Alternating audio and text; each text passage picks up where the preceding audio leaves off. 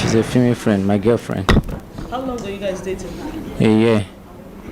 For a year. How come none of the family members know that you guys were dating? Because it's actually complicated. It's complicated. So tell us about the complication. We don't get to see each other all the time. We're always coming around. Like for example, we have a lot of people around. We come around most of those times. So that's how it is. Did you kill Salome? Yes. Why did you kill her? Why did I kill her? Because if you don't have each other all the time, you don't have each other all the time. Is that a reason to kill? Why did you kill Salome? That's what I'm saying. We don't have each other all the time. Simi, call this guy for me. You are here. Simi, you talked that time. Why you did you like this? Tell us. Sometimes it's not. It's because we don't really have each other all the time. Our Simi, start from where you told me you invited Salome. I invited Talume Okay. to come around most in a while. Okay. And we get to be most of the time.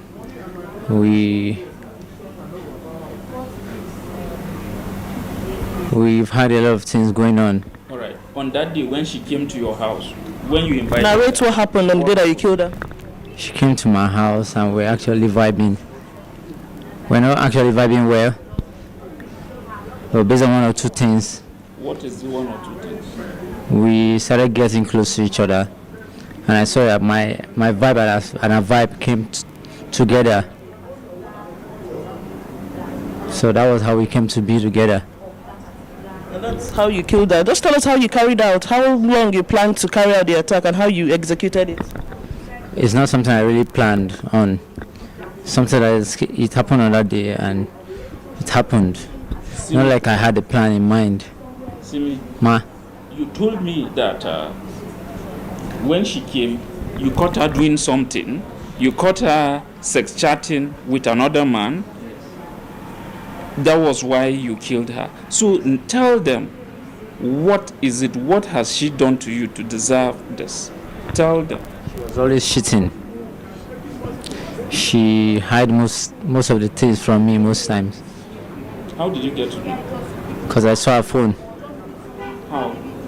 When? When did you get to know? I saw her phone, like I said. What did you see in the phone that made you very angry? Most of the chat with the other guys. That's what I saw on the phone. So that was when you decided to kill her. Yes. Do you have any regrets? I don't have any regret. Okay, you don't regret killing her. I don't. Why? Because life is reciprocal. That's what I thought. Life is reciprocal. And if you must be with someone, you have to be reciprocal with that person. You have to understand what that person is going through so that you can actually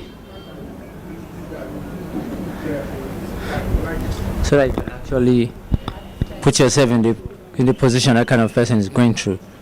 So that was why I didn't have any regret. Because we were actually compatible. So that was why. So, Mr. Timmy, please narrate how it happened, what you saw that made you kill, and how you did it. What happened on that day? What happened on that day was very simple. I caught her cheating on me. And so I brought it to her awareness that she was cheating. She refused. She didn't want to accept until I showed her the chat and showed her what she did, what she admitted, and told me she was sorry. It's never going to happen again. That was what happened. So afterwards, you now asked her to go into the bathroom. What happened? After that, I told her to go into the bathroom. She went to the bathroom and started some things. Immediately started those things. I couldn't take it lightly. I had to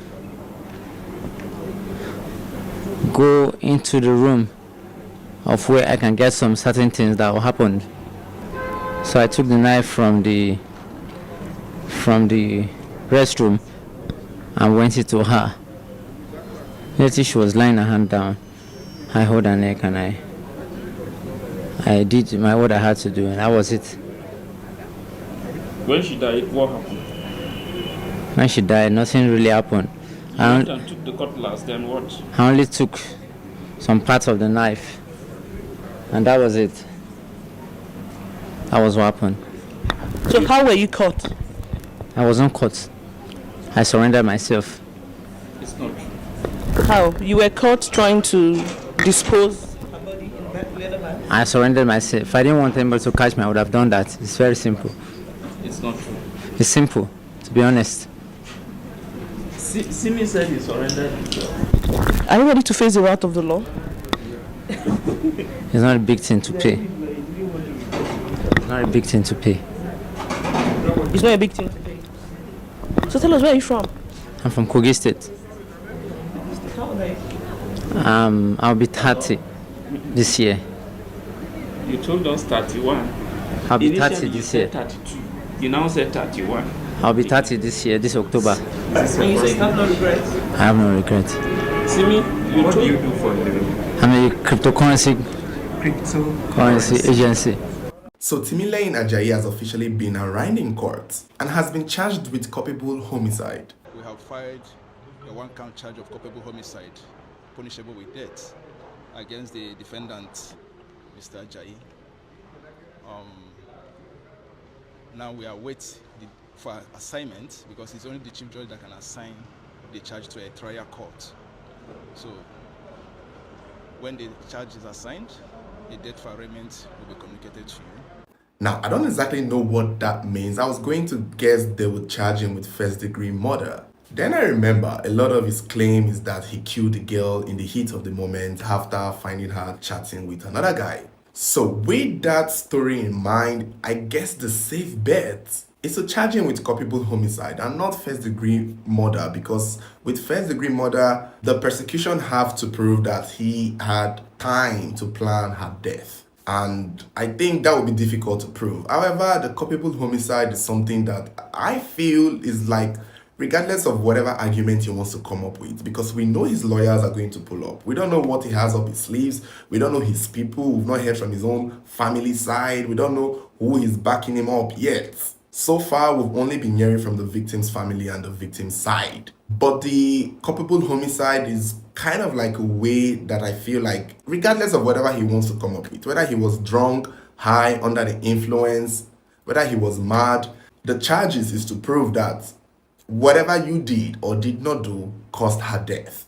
And once they can prove that, which I think would be easy, he's done. He's cooked. Life imprisonment or even death sentence. On this note, I want to send a special message to the family of Salome Adaidu. Come close and take this from me. The road to finding justice for your daughter has only just begun. Cases like this would take months, if not years, depending on his own plan. We don't know. We are yet to know his people. We get that he's broke, but we don't know who his father is. We don't know who his mother is. We don't know if for real, there are people who sent him. Because that's the thing with cases like this. They just come up and surprise us. The next thing you know, they will tell us he's mad. The next thing you know, they will tell us he was insane. The next thing you know, they will tell you he's not fit to be on trial. Right now, it's looking good, because the media attention is in favor of the family. So it's looking like we're on track. But to the family of Salome Adaidu, don't rest. In fact, my advice for you is don't get carried away by the press and the media coverage, because people will forget. The media outlets will move on. Something new and something bigger would happen, and nobody would think about this case as much as we are thinking and talking about it now. You can sit down and let the law run its course and allow God to take the wheel on this case. But I would not advise that. Now that this case is still relevant, raise money for legal fees.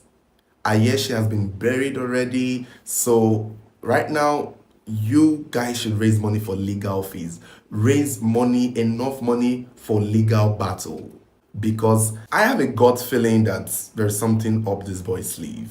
His defense is on its way. Forget all this interview and all this admission that he has admitted. Forget this story will change. We've seen this multiple times.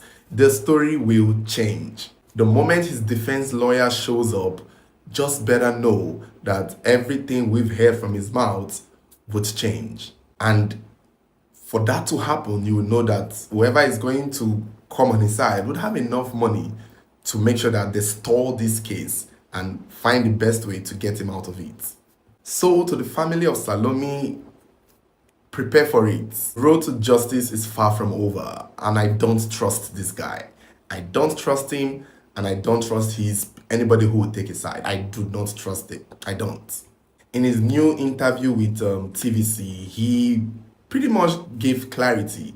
He said that, yeah, he saw Salome chatting with a guy and asked her to get the phone, and over time they were dragging the mobile phone, and that was when he claimed Salome attacked him and gave him all the injuries in his body, which is ironic because I thought those injuries were given to you by the people who caught you with the head when they were beating you up. Now you're trying to tell us that it was Salome who beat you up like this? Did something. She was chatting with a boy, a guy. So I saw the chat on her phone.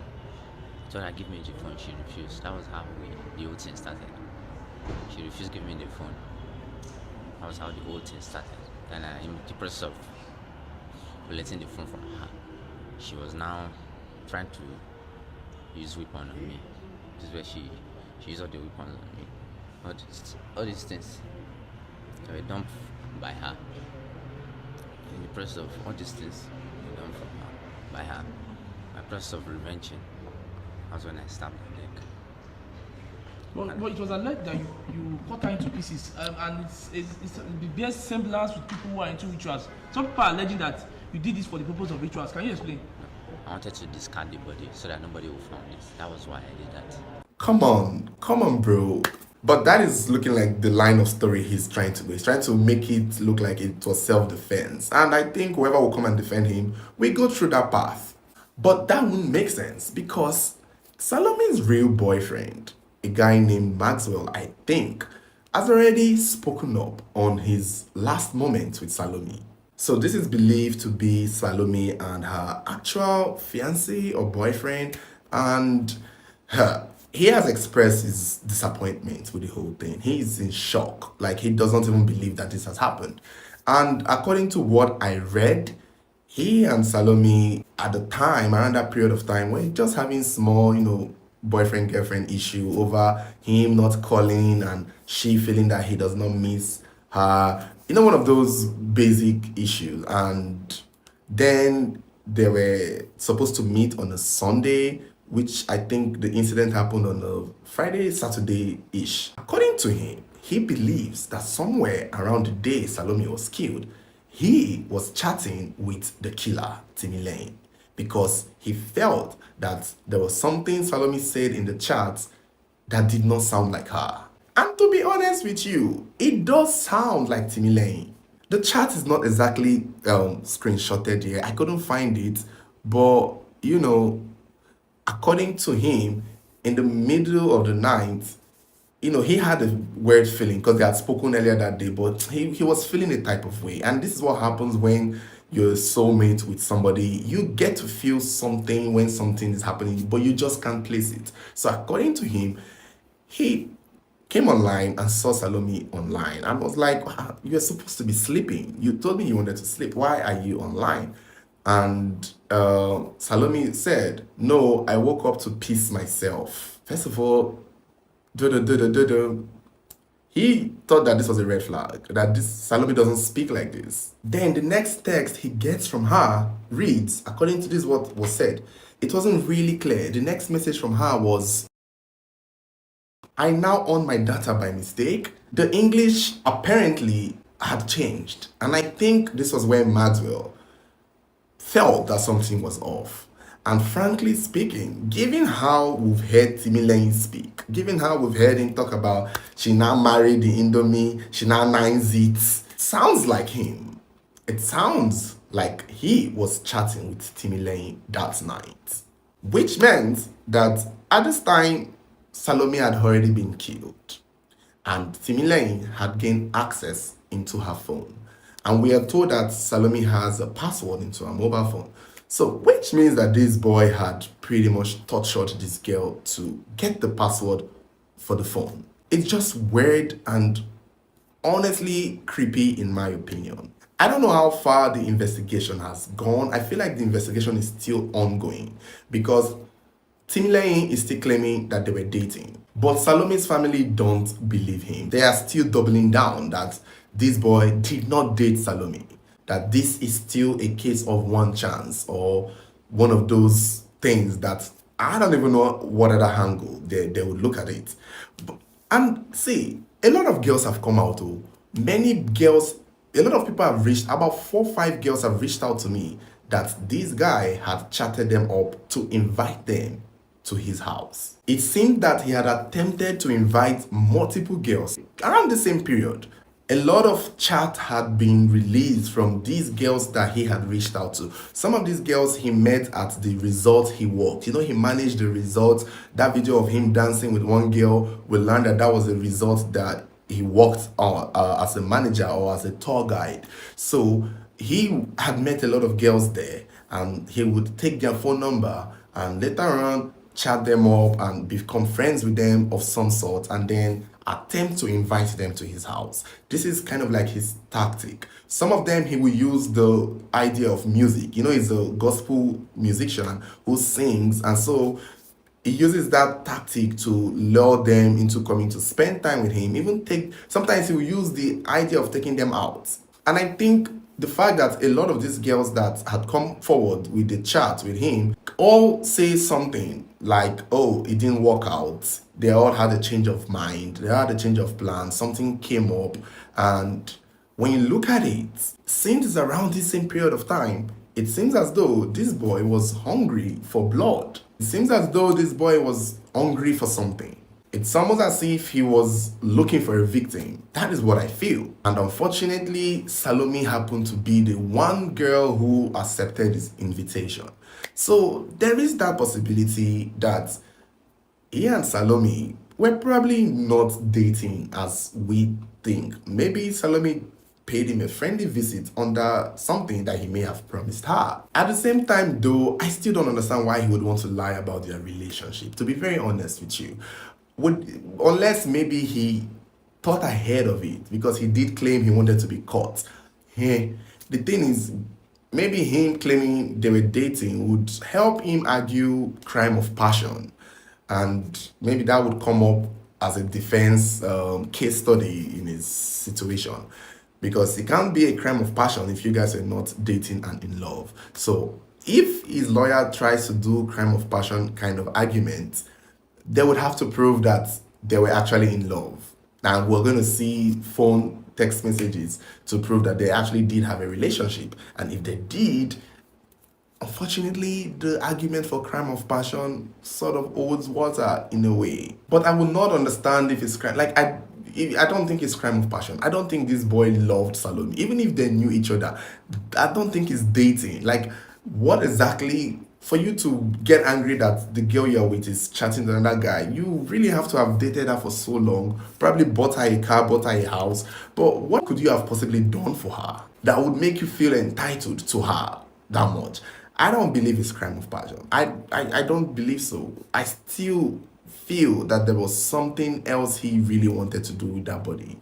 His claim now was that he wanted to discard it. For him to even have that confidence to do so, he probably knew that no one knew Salome was in his house. And if you look at it very well, if Timileyin had succeeded in getting rid of Salome's body, people would have been suspecting the actual boyfriend.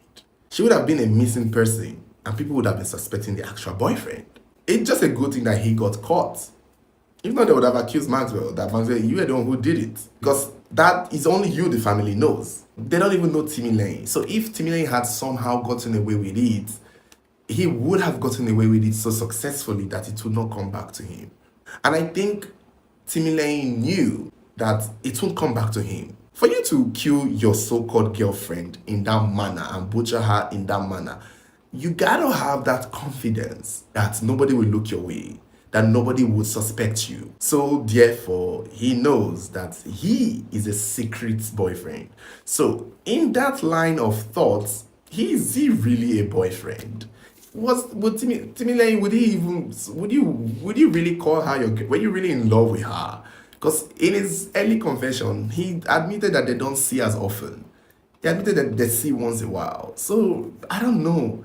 And given the fact that he was chatting multiple girls up to come see him, I don't think this boy was ever dating Salome. I'm starting to see reasons with the family.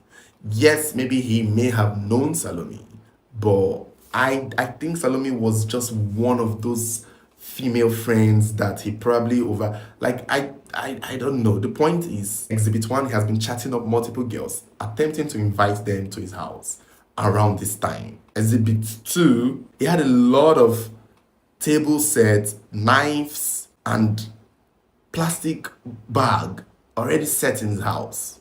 Don't forget his WhatsApp status that we've talked about already on our YouTube. If you haven't seen it, check one of our videos, we talked about it. The WhatsApp status alone, that better come up in court. They better bring that WhatsApp status in court. And the fact that the family don't even know you, see, this boy, we just have to watch. We just have to keep going with this case. I want to see where, I'm just going to wait for his defense to come up. I feel like more things will come up. There are still things that we still don't know. I don't think he was in love with her so badly that he felt hurt about her chatting another boy that he had to kill her and dismember her, and then still had access to her mobile phone to chat with the real boyfriend. I don't think so. I don't feel so. There could be more. So we just have to wait and see. I just wish that the family of Salome don't get carried away. I understand that they're not financially best, but again, raise money. Use this momentum and beg the public to support your family. Now that people are listening, go do a GoFundMe, raise finances, raise enough money to fight that boy in court. Because once the news runs out, something big happens, everybody will forget about this. The next we'll be hearing about it will be small. And even if we get to talk about it, people's interest will drop. However, when you raise enough finances, you don't even need the public to help you fight. You don't need us to come and speak. Whatever their lawyer tries to do, your lawyer will be able to counter-do it, however way they want to fix that. So it's unfortunate. It's really unfortunate. This girl did not deserve to die the way she did. Sometimes some people are just bad luck. Like, some people are just bad luck. A lot of people have come for her talking about she was double dating. I don't know when double dating becomes an excuse to kill someone. Who doesn't? Is it sorry, Maxwell, if you're watching, I'm sure you're also double dating, but nobody has cut you into pieces. So even if she was, so what? Exactly. Like, what is the point of, oh, this is why you girls need to stick to one boy? Cut the crap. I don't think that is an excuse to justify somebody killing another man's child and cutting them into pieces. Even if she's dating 20 people, none of these 20 people have the right to kill her. It's just what it is. So let's cut that bull crap of, oh, she's double dating. So, okay, so, even if she was actually dating him, so, the only thing now is, for me, the really reason why I want to know if they were in a relationship is to justify the so-called crime of passion. If Salome, and it is proven in court that she was never in a relationship with Timilane, then this is a degree murder. This boy may have wanted to kill this girl for rituals, and that is a whole different case. But if they can prove their relationship in court, then it's a different angle. And I think that's the only relevance to her dating Timilane as it stands to this crime. Other than that, let's stop that narrative of, oh, she should have stuck with one man. That is not an excuse, honestly. Don't think like that. Otherwise, you're just excusing murder. And we don't do that here. We just have to watch and see. Don't forget to like, share, subscribe, and turn on your notification button so whenever there's a new video, you'll be the first to get notified.